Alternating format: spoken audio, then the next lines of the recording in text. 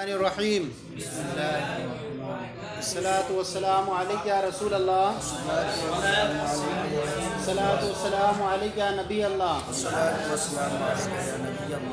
والسلام علیک یا حبیب اللہ، وعلی آلک واصحابک یا نور اللہ، صلی اللہ تعالی علیہ وسلم۔ بیان چل رہا تھا حروف معانی کی وضاحت کے سلسلے میں، اس میں سے آپ نے حروف عاطفہ میں سے واو کا بیان پڑھا اور پھر فا کا بیان پڑھا، اور فا کے بارے میں آپ نے پڑھا کہ فا تعقیب مع الوصل کے لیے آتا ہے، یعنی اس کا حقیقی معنی کیا ہے، یہ عطف کے لیے آنا، اور پوری تفصیلات کل آپ نے اس کے سبق میں پڑھی۔ آج یہاں پر کچھ بیان کریں گے کہ فا کبھی جو ہے مجازن علت کو بیان کرنے کے لیے آتا ہے، کیا آتا ہے؟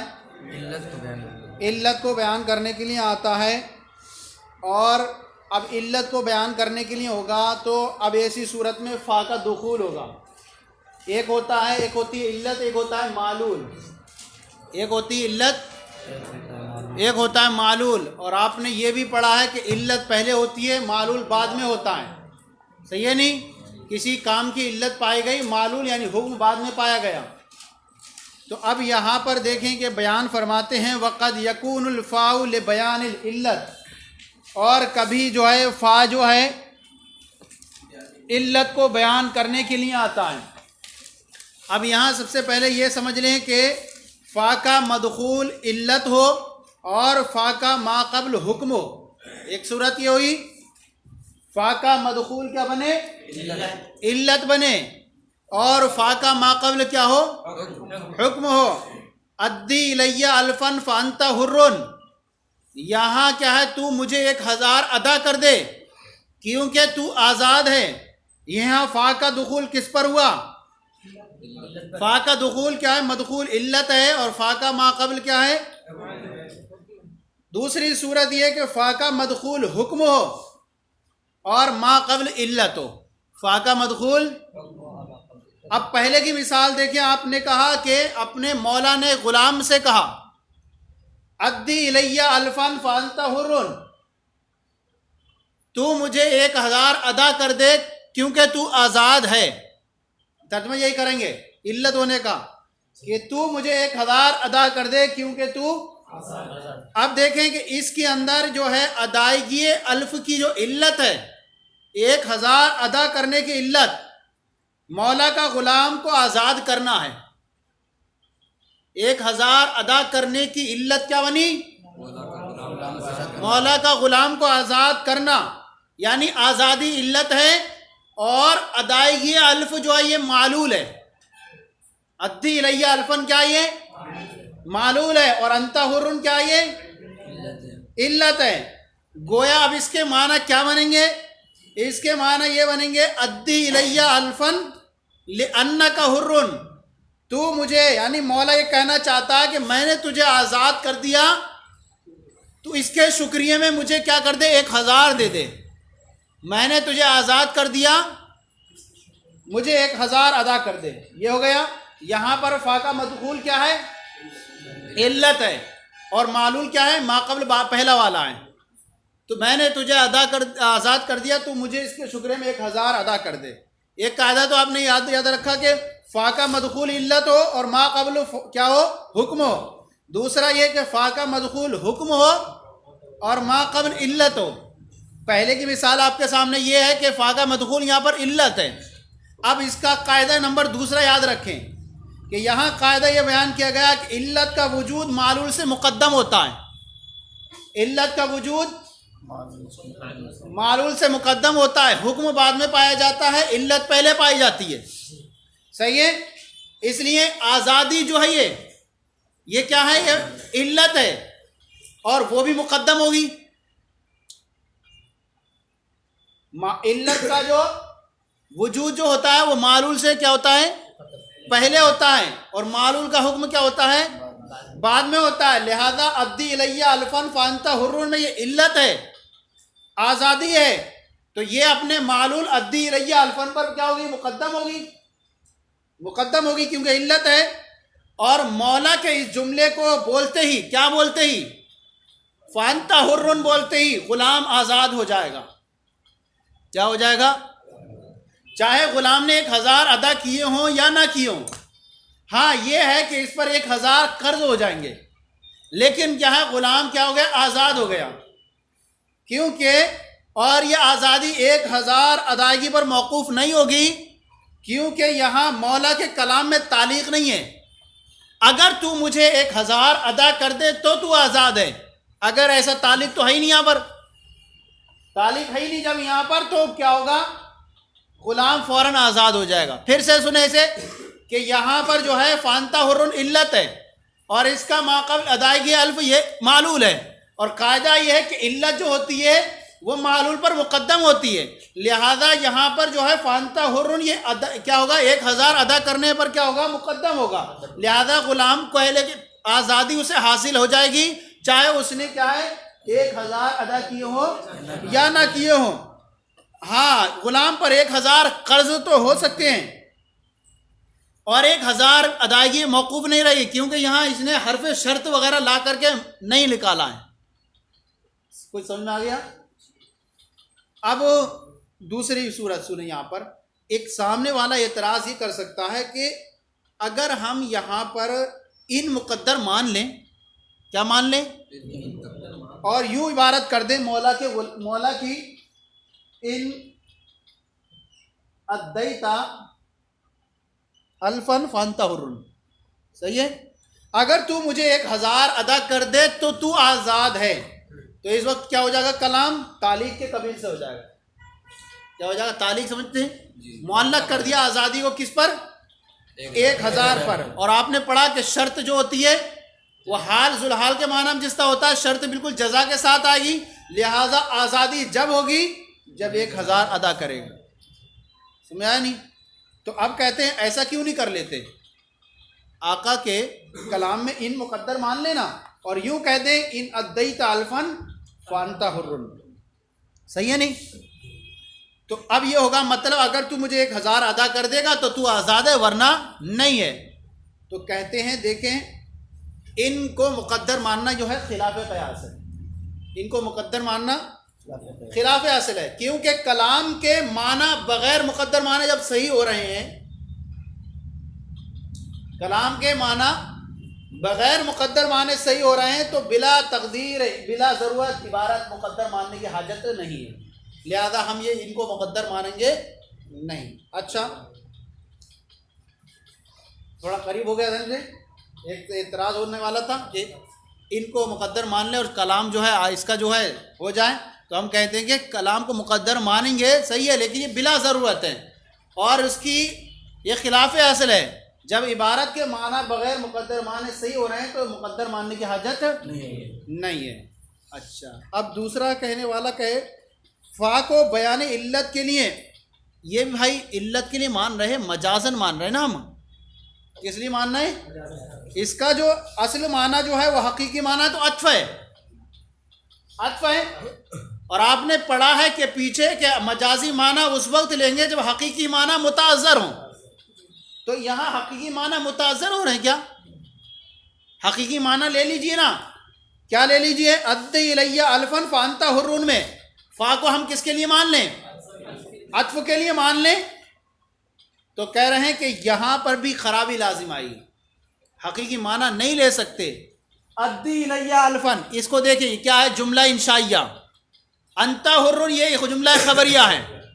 اب اگر حقیقی معنی لیں گے تو یہاں لازم آئے گا کہ جملہ خبریہ کا عطف جملہ انشائیہ پر ہو جائے، اور جملہ خبریہ کا عطف جملہ انشائیہ پر کرنا مناسب نہیں ہے. سمجھ میں آ گیا؟ تو یہاں کو فا کو عطف کے لیے بھی نہیں لے سکتے. اچھا دوسری بات یہ کہ اگر فا کو یہاں عطف کے لیے مانیں، فا کو کیا مانیں؟ ذہن میں اعتراضات بھی رکھتے رہنا. دو اعتراض ہوگا، ان والا بھی ہو گیا. مانیں گے تو تعلیق کرنا لازم آئے گا. کہہ رہے ہیں فا کو عطف کے لیے مان لیں تو لازم یہ آئے گا عطف خبر کا عطف کس پر لازم آئے گا؟ پہلا جملہ کیا ہے؟ امر ہے، دوسرا خبر ہے. تو یہ نہیں. اور دوسری بات یہ کہ فا کو اگر عطف کے لیے مانے تو آپ نے یہ بھی پڑھا ہے کہ معطوف علیہ مستقل کلام ہوتا ہے. کیا ہوتا ہے؟ معطوف علیہ مستقل کلام ہوتا ہے. تو اب مولا کا ابتداً ہی اپنے غلام پر 1000 کو لازم کرنا لازم آئے گا. کیا لازم آئے گا؟ 1000 روپے ادا کرو، جبکہ وہ آزاد نہیں ہے، ابھی اسی کی ملکیت میں. گویا کہ آقا اپنے اوپر ہی لازم کر رہا ہے، جو کہ فعل ابس ہے. فا کو عطف کے لیے مانے تو عطف الخبر علی الانشاء لازم آئے گا، اور فا کو عطف کے لیے مانے تو چونکہ معطوف علیہ ایک مستقل کلام ہوتا ہے، تو گویا کہ آقا یہ کہہ رہا ہے 1000 ادا کر. کب؟ حالانکہ تو غلام ہے، اور 1000 غلام ہوتے ہوئے 1000 ادا کرنا گویا کہ آقا کا خود اپنے اوپر لازم کرنا آئے گا. اس لیے کیا ہے، یہاں کو فا کو عطف کے لیے نہیں مان سکتے، تو بیان علت کے لیے ہوگا. اور علت جو ہوتی ہے وجود کے اعتبار سے معلول پر مقدم ہوتی ہے، لہٰذا کیا حکم نکل کے آئے گا؟ آزادی پہلے آ جائے گی. اور کیا ہے، اور آزادی ایک ایسی چیز ہے، دائمی چیز ہے، اور اس کے حقیقی معنی بھی متروک نہیں ہے. آپ دیکھیں حقیقی معنی بھی متروک نہیں ہے. کیسے کہ فا کو علت کے لیے ماننے کے حقیقی معنی متروک نہیں یہاں پر. کیوں؟ یہاں تعقیب کے معنی بھی پائے جا رہے ہیں اس کے، کیونکہ جو اس طرح سے ہے یہ کہ کیا ہے، علت جب دائمی چیز ہو، علت کیا ہو؟ دائمی چیز ہو، یعنی آزادی ہمیشہ رہنے والی ہے، رہی ہے نہیں؟ تو گویا یہ آزادی یہ ادائیگی الف سے ایک اعتبار سے مقدم بھی ہے اور ایک اعتبار سے مؤخر بھی ہے. آزادی ہمیشہ رہنے والی ہے تو وجود کے اعتبار سے مقدم بھی ہوئی ایک اعتبار سے، اور چونکہ رہنے والی ہے اگر وہ ادا کر دے قرض کے طور پر ہو جائیں گے تو تعقیب کا معنی بھی یہاں پا لیا جائے گا. تعقیب کا معنی بھی پا لیا جائے گا، یعنی مطلب یہ نکلے گا تعقیب کا مطلب کہ ما قبل فا، ما قبل فا کون ہے؟ ادی الیہ. ما قبل فا مقدم ہو اور ما بعد فا مؤخر ہو، تو ایک اعتبار سے جو ہے حریت کیا ہوگی؟ بوجہ دائم ہونے کی وجہ سے، دائم ہے، ہمیشہ رہنے والی ہے، تو ایک اعتبار سے ادائیگی الف سے مؤخر ہو جائے گی، اور ایک اعتبار سے اولاً تو مقدم ہے اور چونکہ ہمیشہ رہنے والی ہے اس لیے ادائیگی الف سے مؤخر بھی ہو جائے گی. تو حقیقی معنی بھی اس کا ہو سکتا ہے. تو یہ چیزیں بیان کی گئیں کس کے اندر؟ فا جب علت کے لیے آئے گا تو وہاں پر علت کیا ہوتی ہے؟ وجود کے اعتبار سے مقدم ہوتی ہے. صحیح ہے نہیں؟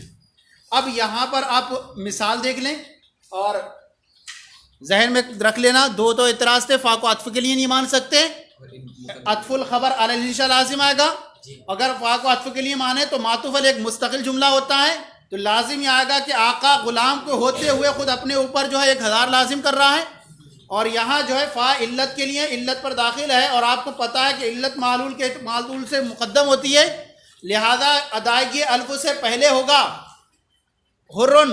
گویا کہ کیا ہے، یہ آزادی حاصل ہو جائے گی اسے، خواہ وہ 1000 ادا کرے. اب دیکھیں یہاں پر تھوڑا سا ترجمہ، پھر آگے چلتے ہیں. وقد یقع الطلاق، وقد یکون الفاء لبیان العلت، اور کبھی جو ہے فا جو ہے علت کو بیان کرنے کے لیے آتا ہے. مثالہ اذا قالا، اس کی مثال یہ ہے کہ جب مولا نے اپنے غلام سے کہا ادی الیہ الفن، تو مجھے 1000 ادا کر دے. فانت حرن، کیونکہ تو آزاد ہے. کان العبد حرن فی الحال، کیا ہو جائے گا؟ غلام جو ہو جائے گا فوراً آزاد ہو جائے گا. وَإِن لَمْ يُؤَدِّ شَيْئًا، اگرچہ وہ کچھ ادا نہ کرے، کچھ ہے نہیں اس میں، جو ساری بولی گئی وہ چیز ہے نہیں اس میں، بس ہو گیا. وَلَوْ قَالَ لِلْحَرْبِ، اگر مسلمان نے حربی سے کہا انزل، تو اترا، فانت آمین، کیونکہ تو امان والا ہے. اب یہ کانا آمینن، تو وہ امن والا اتر ہو جائے گا. وَإِن لَمْ يَنزِلْ، اگرچہ وہ نہ اترے. کیوں؟ کیا ہو گیا یہاں پر بھی؟ فا کے علت ہونے کی یہ دوسری مثال ہے. صحیح ہے. کوئی مسلمان کسی حربی کافر سے کہتا انزل، اترا، فانت آمین، تو کیونکہ تو امن والا ہے. صحیح ہے نہیں؟ اب تو امن والا ہے، اب یہ نیچے اترا، تو اب یہ معمول ہو جائے گا چاہے وہ نیچے اترے یا نہ اترے. گویا کہ اس کا قول یہ اس درجے میں ہو گیا انزل لأنک آمن، اترا کیونکہ تو کیا ہو جائے گا؟ امن والا ہے. اور دیکھیے یہاں پر امن دیا گیا، اور علت چونکہ معلول سے مقدم ہوتی ہے اور علت کون ہے یہاں پر؟ فانت عامر، یہ علت ہے، اور علت جو ہوتی ہے وجود کے اعتبار سے معلول پر مقدم ہوتی ہے، لہٰذا گویا کہ یہ انزل سے پہلے ہی امن والا ہے، انزل سے پہلے ہی امن والا ہو گیا، لہذا وہ مامون ہو جائے گا خواہ وہ اترے یا وہ نہ اترے۔ سمجھ میں آ گیا؟ اب یہ کلام تعلیق پر بھی محمول نہیں کر سکتے، کیوں؟ اگر تو نیچے اترا تو تو امان والا ہے، کیوں؟ وہی خرابی لازم آئے گی کہ یہاں کوئی قرینہ نہیں ہے تعلیق پر محمول کرنے کا، اور جب قرینہ نہیں ہے اور عبارت کے الفاظ کے معنی صحیح ہو جا رہے ہیں بغیر مقدر نکالے ہوئے، تو کیا ہو جائے گا؟ نکالنے کی کوئی حاجت نہیں ہے۔ دوسری بات یہاں پر یہ کہ یہاں پر یہ کلام کو عطف کے لیے بھی محمول نہیں کر سکتے، فا کو، وہی خرابی لازم آ گئی پہلی والی، کیوں؟ انزل یہ فعل امر ہے، اور کیا ہے؟ انت آمن یہ جملہ خبریہ ہے، لازم وہی آئے گا کیا؟ عطف الخبر علی الانشاء، خبر کا عطف انشاء پر لازم آئے گا، یا پھر کیا خبر لازم آئے گی؟ معطوف علیہ مستقل جملہ ہوتا ہے، صحیح ہے نہیں؟ تو بہرحال یہاں پر جو ہے یہ نہیں کر سکتے، یہاں پر یہ دو صورتیں ہو گئیں۔ یہ تو کون سی دو صورتیں بیان کی ہیں آپ کے سامنے؟ کہ فا کا مدخول علت ہو اور ما قبل اس کا کیا ہو؟ حکم ہو۔ یہ دو مثالیں آپ کے سامنے پیش کر دی ہیں، اس کو ذہن میں رکھنا کہ فا کا ما قبل جو ہو حکم ہو اور فا کا مدخول علت ہو۔ اب اس میں دوسری صورت پہ آ جائیں، فا کا مدخول حکم ہو اور ما قبل علت ہو۔ فا کا مدخول حکم ہو، ما قبل علت ہو۔ سمجھ آ گیا؟ وفی الجامع، اور جامع صغیر میں امام محمد نے فرمایا، ما اذا قال امر امراتی بیدی کا فطلقھا۔ جامع صغیر میں امام محمد نے فرمایا جب شوہر نے کسی وکیل سے کہا امر امراتی، میری عورت کا معاملہ بیدی کا تیرے ہاتھ میں ہے، فطلقھا، تو اس عورت کو میری کیا کر دو؟ طلاق دے دو۔ فطلقھا فی المجلس، تو اب وکیل نے جو ہے اسے مجلس میں طلاق دے دی، کہہ رہے ہیں طلقت تطلیقتاً بائنہ، تو اسے کون سی طلاق واقع ہوگی؟ طلاق بائنہ ہوگی۔ ولا یکون الثانی توکیلا بطلاق غیر الاول، اور جو دوسرا والا قول ہے اس کا فطلقھا، ایک تو یہ کہا تھا اس نے امر امراتی بیدی کا، ایک تو یہ کہا، پھر اس کے بعد کہا فطلقھا، تو کہنا چاہتے ہیں کہ یہاں پر جو دوسرا والا فطلقھا ہے یہ جو ہے اول والی طلاق کے علاوہ کا وکیل بنانا نہیں ہوگا، ولا یکون الثانی، اور دوسرا والا توکیلاً بطلاق، کسی طلاق کا وکیل بنانا نہیں ہوگا، غیر الاول، پہلے والی کے علاوہ۔ فسارا، تو یہ ایسے ہی ہو گیا، کانہو قالا، گویا کہ اس نے یہ کہا ہے، کس نے؟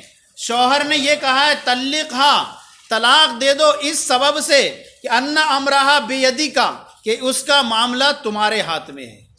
اب یہاں پر آپ نے ترجمہ تو پڑھ لیا، لیکن اس کی جو وجوہات تو سمجھ لیں پہلے، اس کے اندر جو وجوہات ہیں یہاں پر کیا بیان کیا تھا کہ فا کے جو ہے فا کبھی مجازن بیان علت کے لیے آتا ہے، اور یہاں پر فرماتے ہیں کہ فا علت کے حکم اور اس کے معلول پر داخل ہو، کیا داخل ہو؟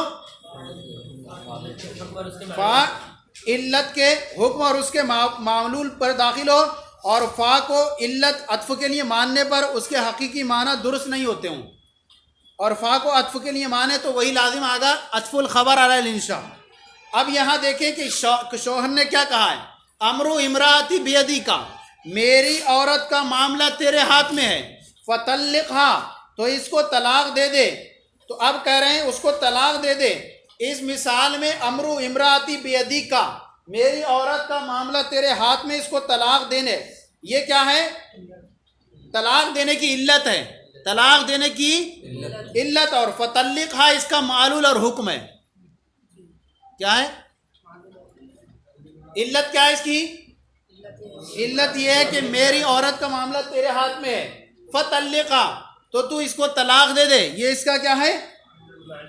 معلول ہے اور حکم ہے۔ لہٰذا اگر وکیل نے اسی مجلس میں اس کو اندر طلاق دے دی تو اب طلاق کون سی ہوگی؟ طلاق بائنہ واقع ہوگی. کہنے والا کہنا چاہتا ہے کہ طلاق بائنہ کیوں واقع ہو رہی ہے؟ تو طلقھا یہ فعل سری لا رہا ہے، یہاں پر ہونا چاہیے طلاق رجی واقع ہونا چاہیے کیونکہ سری لفظ بھی ہے. تو کہنا چاہ رہے ہیں کہ یہاں پر امر و امراتی بیدی کا یہ الفاظ یہاں پر مقدم ہے. گویا کہ کہنے والے شوہر نے یہ کہا ہے امر و امراتی بیدی کا، میری عورت کا معاملہ تیرے ہاتھ میں ہے تو اس کو طلاق دے دے. اور امر و امراتی بیدی کا یہ الفاظ کنایہ میں سے، اور الفاظ کنایہ سے دینے سے طلاق بائنہ پڑتی ہے.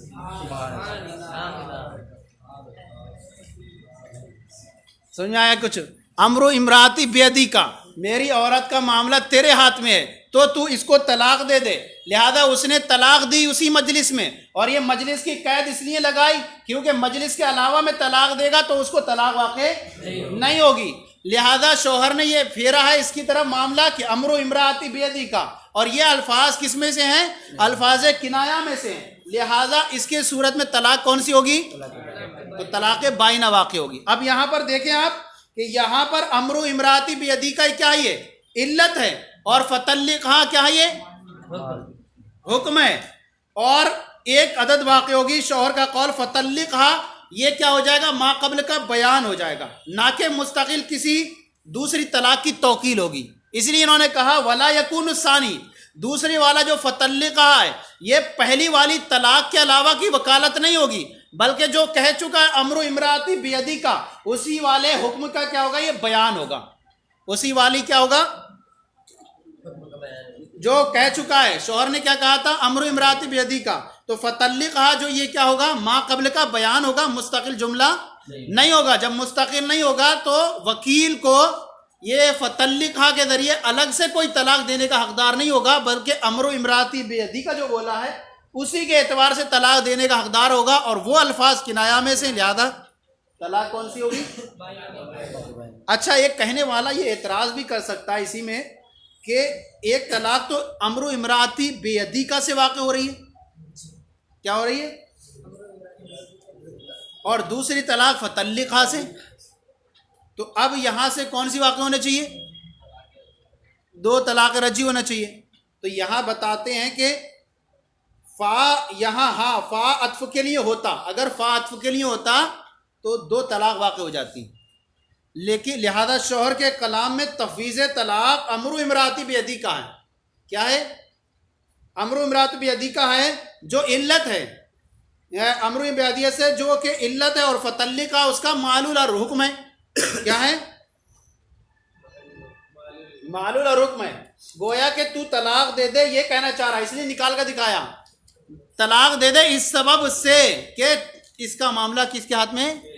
تیرے ہاتھ میں. اب اس مثال میں حکم جو ہے یعنی معلول پر داخل ہے، معلول پر داخل ہے، اور معلول کیا ہے؟ فطلقھا. اور تو لہذا ایک ہی طلاق بائنہ ہوگی، اور مجلس کی قید لگائی ہے تو اس لیے جو ہے مجلس میں طلاق ہوگی ورنہ نہیں ہوگی. اب یہ اعتراض یہ کہہ سکتا ہے کہ طلقھا بے سببی ان امرھا بیدی کا میں لفظ طلق تو سری ہے نا، لہذا سری لفظ طلاق رجی واقع ہونا چاہیے. تو کہہ رہے ہیں کہ دیکھیے ہم نے نکال کے دکھایا یہ طلقھا اس کو طلاق دے دے، اور اصل جو اس کی کلام جو ہے وہ امر و امراتی بیدی کا. کیا یہ امر و امراتی بیدی کا ہے، اور کلام ملفوظ کا اعتبار ہوتا ہے، مقدر کا اعتبار نہیں ہوتا. جو گویا کہ قائل کے قول میں جو تفویض کی گئی ہے، سونپا گیا، وہ کیا سونپا گیا ہے؟ امر و امراتی بیدی کا سونپا گیا ہے. اور امر و امراۃ بیدی کا کس میں سے ہے؟ الفاظ کنایہ میں سے ہے. لہذا اس کے ذریعے جو طلاق واقع ہوگی وہ طلاق ہے. تو یہ کیا ہوا؟ امر و امراتی بیدی کا یہ کیا ہے؟ علت ہے، اور فطلقھا اس کا معلول اور حکم ہے. یہ تو ہو گیا اس کے اندر. ولا یکون الثانی، اور دوسرا والا کون سا؟ فطلقھا توکیلا بطلاق غیر الاول، یہ اول والے کے علاوہ کسی دوسرے طلاق کا وکیل بنانا نہیں ہوگا. تو گویا کہ یہ ایسا ہو گیا کہ گویا کہ اس نے یہ کہا ہے کہ اس کو طلاق دے دے اس سبب سے کہ اس کا معاملہ کیا ہے؟ کس کے؟ تیرے ہاتھ میں. یہاں پر فا کا استعمال کیا تھا بس ایک. وَلَوْ قَالَ طَلِّقْهَا فَجَعَلْتُ أَمْرَهَا بِيَدِكَ، اور اگر شوہر نے یہ کہا کہ اس کو طلاق دے دے کیونکہ میں نے اس کا معاملہ تیرے ہاتھ میں کر دیا ہے، دونوں جملے فرق ہو گئے. کیسے؟ شوہر طلقھا فجعلت امرھا بیدک کہہ دیا، اس عورت کو طلاق دے دے کیونکہ میں نے اس کا معاملہ تیرے اختیار میں کر دیا ہے. دونوں کا مفہوم تو ایک ہی سمجھ میں آ رہا ہے. امراۃ بیدک فطلقھا، میری عورت کا معاملہ تیرے ہاتھ میں، تو اس کو طلاق دے دے. اور طلقھا فجعلت امرھا بیدک، طلاق دے دے کیونکہ میں نے اس کا معاملہ تیرے ہاتھ میں کر دیا ہے. دونوں کا مفہوم واضح طور پر ایک ہی سمجھ میں آ رہا ہے. لیکن کہتے ہیں فطلقھا، اس کو طلاق دے دے. فطلقھا فی المجلس، اور اس نے اسے مجلس میں طلاق دے دی. طلق تطلیقۃ رجعیہ، حالانکہ یہاں طلاق رجعی واقع ہوگی، بائنہ نہیں ہوگی. کچھ سمجھ میں آیا؟ پہلی والی مثال امراتی بیدیکا سے کون سی واقع ہو رہی ہے؟ بائنہ ہو رہی ہے. اور یہی جملہ ظاہر کے اعتبار سے بس پلٹ گیا. ابھی یہاں طلقھا پہ نہیں ہے فا داخل، ابھی فجعلت یہ اس پر داخل ہو گیا ہے. حالانکہ پہلے میں جو فطلق پر تھا، معنی مفہوم دونوں کا ایک اعتبار سے صحیح ہو رہا ہے. لیکن پہلے والے جملے میں کون سی واقع ہو رہی ہے؟ طلاق بائنہ ہو رہی ہے. اور اس میں جو ہو رہی ہے، اس میں کیا تھا؟ وہاں پر علت پہلے تھی اور طلقھا یہ معلول بعد میں تھا. اب یہاں پر دیکھیں کہ یہاں پر جو ہے اگرچہ مفہوم دونوں کا اعتبار ایک ہی لگ رہا ہے، لیکن پہلی مثال میں فا کا مدخول جو ہوتا وہ حکم تھا. فا کا مدخول کیا تھا؟ فطلقھا. امر امراۃ بیدک کا یہ علت تھی اور فطلقھا یہ اس کا حکم تھا. اور صدر کلام جو تھا علت تھا. وہ صدر کلام کیا تھا؟ جو کہ الفاظ کنایہ میں سے تھا، الفاظ کنایہ میں سے تھا. اس وجہ سے طلاق بائنہ ہوئی تھی. اور اس مثال میں فا کا مدخول علت ہے. فا کا مدخول کیا ہے؟ نہیں ہے. اس مثال میں فا کا مدخول علت ہے اور صدر کلام یعنی طلقھا یہ معلول ہے. کیا ہے؟ ہاں. تو فا کا مدخول علت ہے اور صدر کلام یعنی طلقھا جس کو شوہر سونپ رہا ہے یہ لفظ صریح ہے، صریح ہے جو کہ حکم ہے. اور لفظ صریح سے چونکہ طلاق رجعی واقع ہوتی ہے، اس لیے اسے رجعی طلاق واقع ہوگی. اور فجعلت امرھا یہ کیا ہے؟ فجعلت امرھا بیدک والی جو ہے یہ شکل طلاق دی تو طلاق رجعی واقع ہوگی. اور صرف ایک طلاق واقع ہوگی کیونکہ یہ جو ہو جائے گا پہلی والی طلاق کا بیان ہو جائے گا، نہ کہ مستقل کوئی کلام ہوگا. تو دونوں میں فرق ہو گیا کہ وہاں جو تھا پہلی امر امراۃ بیدک میں وہ علت تھی اور طلق جو تھا معلول تھا. اور وہ جو تھا صدر کلام کیا تھا؟ الفاظ کنایہ میں سے تھا، لہذا طلاق بائنہ ہوئی تھی. اور یہاں پر جو ہے فا کا مدخول جو ہے علت ہے اور صدر کلام یعنی طلقھا یہ اس کا جو ہے صریح ہے، لفظ ہے. اور صریح لفظ بول کر کے جو شوہر سونپ رہا ہے وہ کیا ہے؟ طلاق رجعی سونپ رہا ہے. لہذا جب وکیل نے کہہ دیا کہ اس کو طلاق، اس نے طلاق دی تو طلاق کون سی ہوگی؟ وَقَالَوْ قَالَ طَلِّقَا، اور اگر کہا طلق اس کو طلاق دے دے. فَجَعَلْتُ أَمْرَا بِيَدِكَ، میں نے اس کا معاملہ تمہارے ہاتھ میں کر دیا ہے.